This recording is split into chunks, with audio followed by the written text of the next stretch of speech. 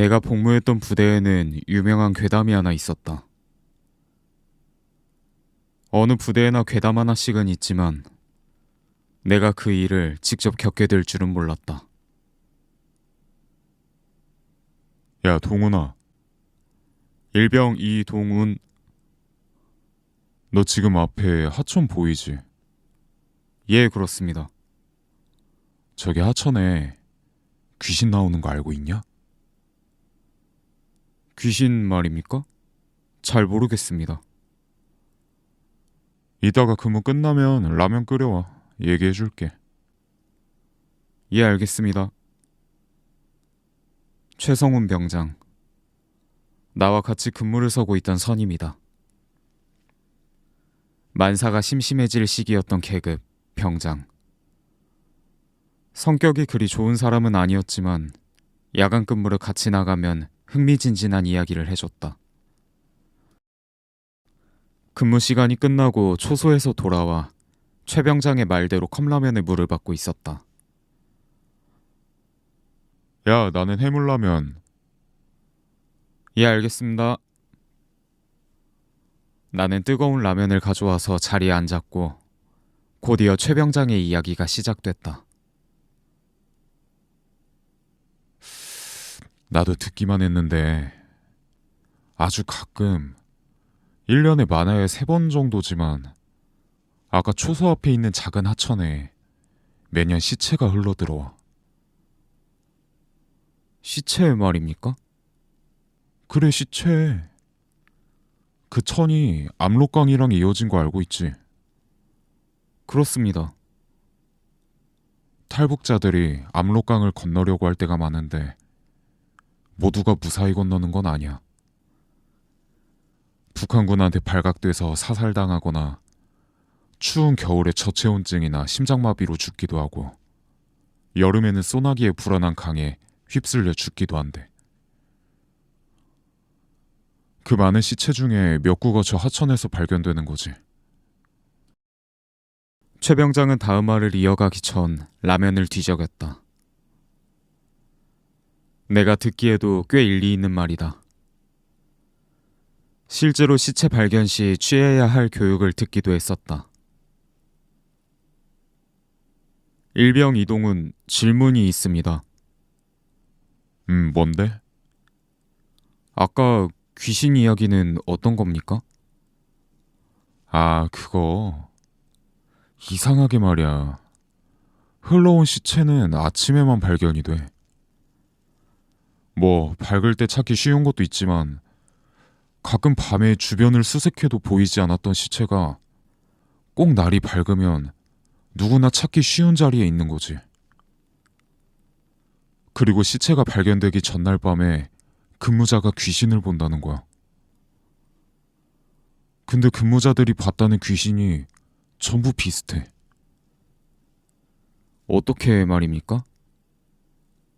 옛날부터 유명한 이야기인데 분위기를 잡고 말하는 최 병장의 이야기에 나는 라면이 불어가는 줄도 모르고 빠져들었다. 우선 그런 날은 주변이 엄청 조용하대. 바람 소리도 물 흐르는 소리도 안 들리고 들짐승이나 벌레, 심지어 풀이 부딪히는 소리도 안 들린대. 눈에 보이는 거라고는 은은하게 빛을 반사하는 물이지.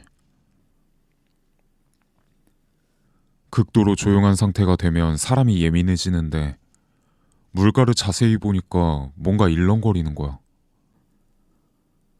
평소에는 신경도 쓰지 않았던 물 흐름이 눈에 확 들어오는 거지. 그 방향을 계속 보는 거야. 계속 보고 있으면 뭔가 헤엄치는 것처럼 움직인대. 오리나 수달 같은 작은 짐승이 아니라 커다란 몸집이 조용하게 헤엄치는 것처럼. 멧돼지나 고라니 아닙니까?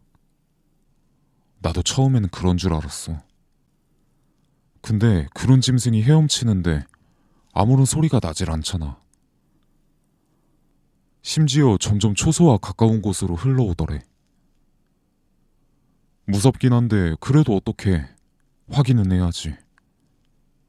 거수자나 탈북자일 수도 있으니까. 우선 지통실에 무전을 때려야 하는데 이놈의 무전기도 말을 안 듣는 거야. 하는 수 없이 후임을 남겨두고 선임이 내려와서 확인해야 했지. 후임은 무슨 일이 생기면 어쩌나 하고 지레 겁을 먹고 있었는데 아니나 다를까 조금 뒤에 하천 쪽에서 비명이 들리는 거야. 딱 봐도 선임의 목소리였지. 그 짧은 비명이 끊기고 조금 뒤에 선임이 저 멀리서 미친 사람 마냥 팔을 막 흔들면서 달려오더래. 문 열어! 문 열라고! 후임도 그 소리에 헐레벌떡 초소 문을 열었는데 선임 뒤를 보니까 누가 또 달려오고 있는 거야. 근데 가만 보니까 사람이 달리는 모습이 아니었대.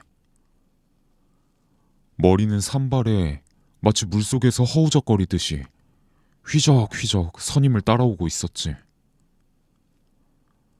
너무 놀란 후임이 총을 치켜들고 막 소리를 지르면서 나갔대. 뒤에서 쫓아오던 사람이 후임을 봤는지 그대로 뚝 멈춰섰고 옆에 있는 풀숲으로 들어갔대. 죽기 살기로 달리던 선임이 무사히 초소에 들어오고 밖에 쫓아오던 사람이 사라지니까 그제야 초소 무전이 울리는 거야. 선임은 본 그대로 지통실에 보고했어. 뭔가 떠내려온 것 같아서 가까이 가봤는데 물 위에 둥둥 뜬 사람이 물살에 반대로 흘러오고 있었고 누구냐 물어보니 물에 뜬 채로 눈을 부릅뜨고 선임을 노려봤대. 다시 한번 누구냐 물어보니까 들려오는 말이 살려주시라요. 살려주시라요. 갑자기 들려온 북한말에 뒷걸음질을 치니까 아까 말한 대로 겁나게 쫓아온 거지. 그리고 어떻게 됐습니까? 어떻게 되긴 개 털렸지. 상부에 보고도 없이 단독 행동을 했으니까. 뭐 그래도 북한이란 단어에 지통실도 발칵 뒤집혔고 그 야밤에 수색대랑 병사들 쫙 깔아서 찾아봤지만 아무것도 찾지 못했대. 근데 다음날 아침에 초소 근처 풀도 없는 물가에서 시체를 찾았어. 그 주변은 수십 번을 들쳤는데 아침에야 발견한 거지. 근데 죽일 듯이 쫓아오던 그 사람이랑 시체가 너무 비슷했고 시체는 죽은 지 꼬박 일주일이 넘었다고 하더라. 그 뒤로 1년에 두세 번씩 시체가 흘러오는데 근무를 서는 병사들이 계속 비슷한 일을 겪으니까 부대에는 암묵적인 룰이 생겼어. 유난히 조용하거나 물에 떠있는 뭔가를 본다면 지체할 것 없이 지통실로 달려와 보고하기로. 다 들어맞는 건 아니지만 혼비백산에서 뛰어오는 병사치고는 열에 9은 맞았다는 거야. 그럼 최 병장님도 보셨습니까? 아니, 나는 본 적 없는데 내 맞선임은 그것 때문에 정신과 갔어. 뭐 나는 본 적이 없으니 믿지는 않는데 혹시나 그런 일 생기면 털리더라도 보고하래. 그러니까 너도 조심해 임마. 예, 알겠습니다.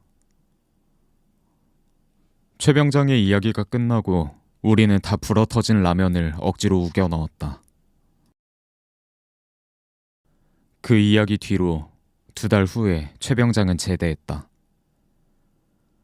최 병장은 갔지만 그가 남기고 간 이야기는 간혹 그 초소에서 근무할 때면 머릿속에 떠올랐다. 그리고 내가 상병이 되기까지 그 초소 앞에서 실제로 두구의 시체가 발견됐다.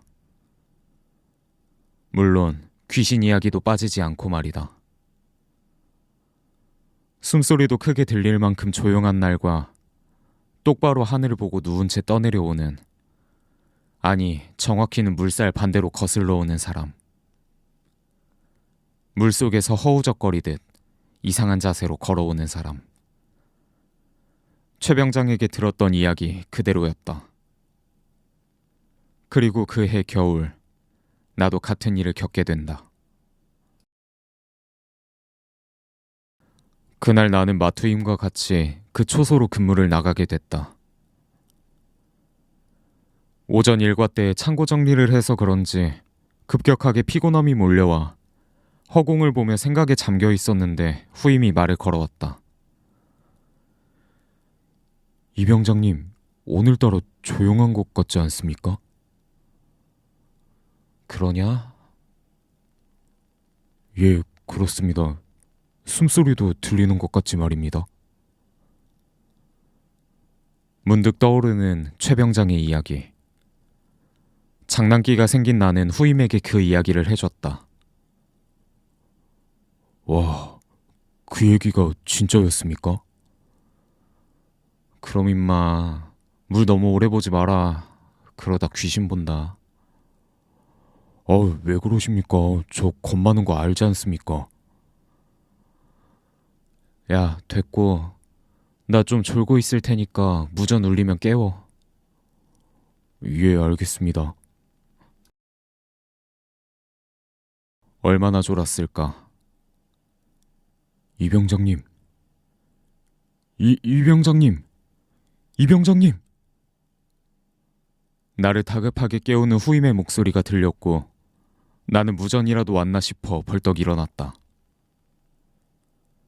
하지만 무전은 울리지 않았고 대신 후임의 떨리는 목소리가 이어졌다.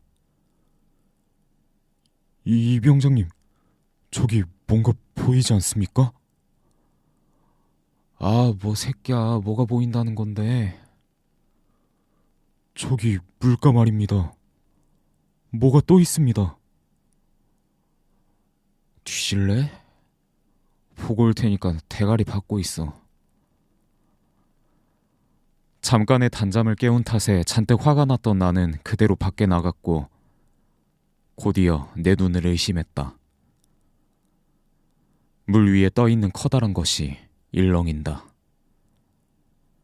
그리고 너무 조용하다. 마치 그 이야기처럼. 다행히 물가에 가까이 가지는 않았지만 온몸이 얼어붙은 것처럼 잘 움직이지 않았다. 아무런 소리도 들리지 않게 뒷걸음질을 치는데 어찌나 조용한지 한 발자국마다 나는 소리가 심장을 때렸다. 그때 초소에서 날 지켜보던 후임 녀석이 소리를 질렀다. 괜찮으십니까? 저 새끼. 그와 동시에 나의 뒤에서 괴상한 소리가 들려왔다. 살려주시라요. 살려주시라요. 나는 뒤도 돌아보지 않고 달렸고 그대로 초소에 들어왔다. 원래는 한 명을 두고 바로 보고를 하러 가야 하지만 울먹이는 후임 녀석 상태를 보니 불가능할 것 같았고 시원하게 털릴 각오를 하며 초소에 몸을 숨겼다. 당연히 무전도 되지 않았고 도저히 밖을 내다볼 엄두가 나지 않아서 밖에서 들리는 소리에만 의존했는데 아주 고요한 그곳에서 들리는 소리라고는 무언가 물가에서 첨벙거리는 소리뿐이었다. 옆에서 질질 짜는 후임을 보며 언젠가는 꼭 갈구리라 다짐하고 있었는데 그새 근무 시간이 다 된 건지 후방 근무자들이 근무 교대를 하러 왔다. 나는 살았다는 생각에 수화도 건너뛰고 달려내려갔고 같이 오신 당직 사관님께 있는 사실을 모두 말씀드렸다. 당연히 부대는 발칵 뒤집혔고 다음 날 아침 초소 앞에는 시체 한 구가 발견됐다. 나는 배운 대로 하지 않았기에 당직 사관에게 털리고 있었는데 털리는 이유를 하나하나 설명하던 당직 사관의 말 중에 한 가지 이해가 되지 않는 점이 있었다. 다치면 어쩔 뻔했냐며 무슨 생각으로 물에 들어간 건지 물어봤는데 정신없이 털리던 와중에도 드는 생각이 난 전혀 물에 들어간 적이 없었다.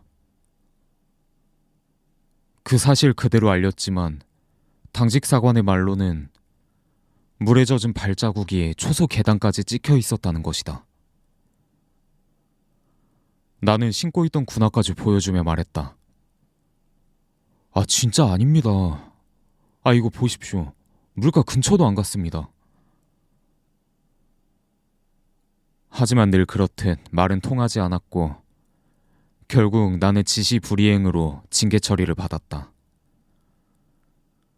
그럼 대체 그 발자국은 누구의 것인가?